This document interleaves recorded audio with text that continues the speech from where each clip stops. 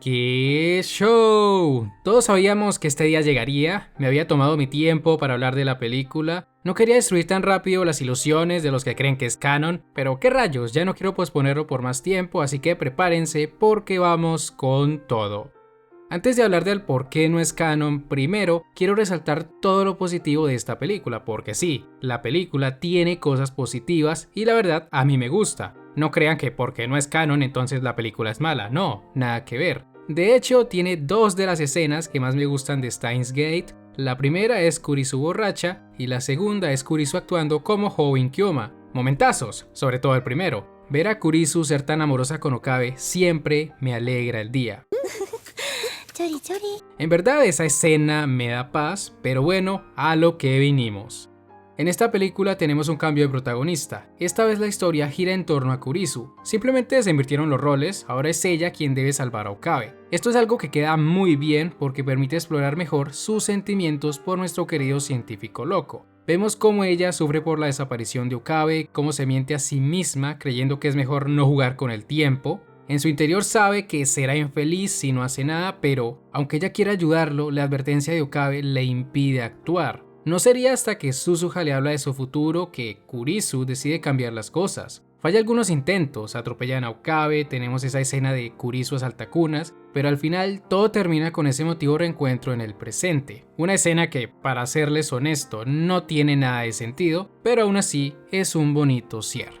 Y en síntesis, eso es la película, un fanservice para todos aquellos que queríamos ver más de Okabe y Kurisu. Ese era su propósito. Además de eso, no hay nada más que destacar, salvo que animaron parte del final de Suzuha y también una parte de lo que pasó con Nae en la novela visual. Esto lo harían a modo de recuerdos de otras líneas y la verdad es que me pareció muy interesante porque más tarde sería un concepto que usarían en Steins Gate 0 con todo el tema de las iteraciones. Lo mismo pasa con esa escena de Kurisu hablando con Okabe niño, esa también la reciclarían en 0, solo que esta vez Okabe hablaría con Kagari y no con Kurisu. Si lo vemos desde otro punto de vista, podríamos decir que la película fue un experimento para ver qué podía funcionar en futuras entregas y qué no. Pero bueno, si fue un experimento o no, eso no lo podemos saber a ciencia cierta. Lo que sí sabemos es que la película no es canon. Primero porque ya existe un después de la historia oficial donde ocurren cosas muy diferentes. Puede que el próximo mes les hable sobre eso. Y segundo porque la película se olvida de las propias reglas establecidas tanto en el anime como en las novelas visuales. La verdad es que tiene demasiadas incoherencias. No voy a mencionar todas aquí, pero sí les explicaré las más relevantes.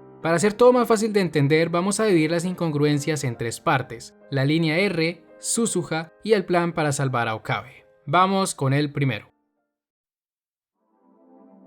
Empecemos por la línea temporal R. Eso no tiene ningún sentido, su sola existencia es imposible porque en el mundo de Steins Gate no pueden existir dos líneas al mismo tiempo. Eso ya lo he dicho en varias ocasiones, solo puede existir una línea activa. Cada vez que se cambia algo en el pasado, la línea se adapta en función del cambio. Se les borran los recuerdos a las personas y se reemplazan por los correspondientes a la nueva línea.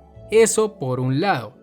Ahora, la razón que dan para argumentar por qué Okabe desaparece tampoco es posible. El Ring Steiner no se sobrecarga. Experimentar varias líneas no va a ahorrarte del mundo. Si funcionara así, Okabe nunca habría podido alcanzar la línea Steins Gate en primer lugar. Esto porque el Okabe de Steins Gate 0 experimentó muchos más cambios que el de la película. Cada vez que pasaba algo con Amadeus, a ese pobre hombre le cambiaban la línea de la nada. Hasta estuvo en un mundo en guerra y en todo ese largo camino nunca se le sobrecargó su Ring Steiner. Además, seamos sinceros, eso de que Okabe termina en el mismo mundo pero inhabitado no tiene ninguna lógica. Pasemos al siguiente punto.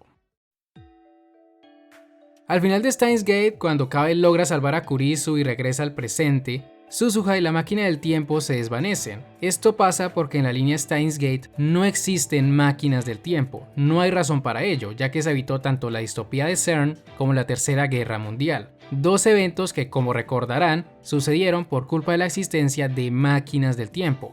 En la película se nos dice que Kurisu construyó la máquina para salvar a Okabe, mas no porque el futuro estaba en guerra. Sin embargo, esto no es posible por culpa del efecto mariposa. ¿A qué me refiero? En el momento en que la máquina sea construida o en el momento en que terceros se enteren de su existencia, automáticamente la línea volvería a ser beta o incluso alfa, depende de quién se entere primero. Es más, ni siquiera es necesario que exista la máquina, con que la teoría para crearla sea filtrada es más que suficiente, ya que impulsaría a las potencias a luchar por ese conocimiento. Ante este argumento ustedes me podrían decir que Kurisu probablemente logró mantener todo en secreto, pero eso es imposible. Hacer una máquina del tiempo requiere de muchos recursos tanto humanos como económicos. Es un proyecto que sí o sí terminará siendo conocido.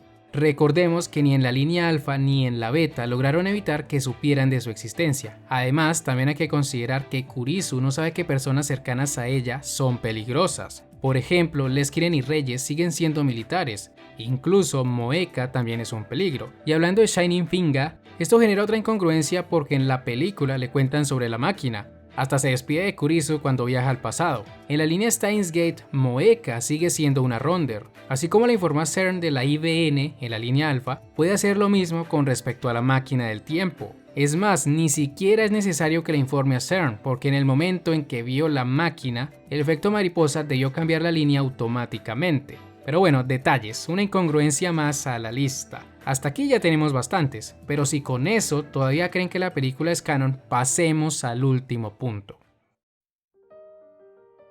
Cuando Kaba desaparece de la línea Steins Gate, todos sus amigos se olvidan de su existencia. Para que Kurisu pudiera recordarlo, tuvo que construir la máquina de salto temporal. Y allí es donde tenemos la primera incongruencia. Si bien Kurisu con los recuerdos de la línea alfa es perfectamente capaz de construir este artefacto, no tiene sentido que logre adaptarla para saltar más de 48 horas. De hecho, salta 10 días al pasado. ¿Saben cuánto tiempo tardó Majo para lograr 2 semanas de viaje? Fueron años de desarrollo. Por más que Kurisu sea una genio, no tiene sentido que logre mejorar la máquina solo con sus recuerdos de la línea alfa. Recordemos que en esa línea quedó estancada en 48 horas y no pudo mejorarla más. La segunda incongruencia que tenemos respecto al plan para salvar a Okabe es precisamente eso, el plan. Implantarle recuerdos en el pasado es inútil, Ring Steiner no lo permitiría. Todos sabemos que cuando se cambia algo en el pasado, Okabe no recuerda nada de la nueva línea, de eso se trata Ring Steiner. Es un poder que le ayuda a mantener sus recuerdos originales intactos.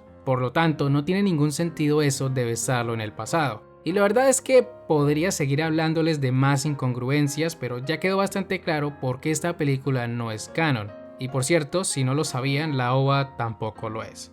Y miren, no pasa nada, si a ustedes les gusta no tiene por qué importarles si este material es canon o no. Recordemos que la función principal de esto es entretener. Aún así, planeo hablarles más adelante del after story oficial, porque contrario a la película, Okabe y Kurisu sí mantenían una comunicación constante, se escribían mensajes casi todos los días, hasta Kurisu le envió una carta en físico a Okabe, una carta que es muy bonita la verdad, refleja totalmente los sentimientos de nuestra querida Cristina.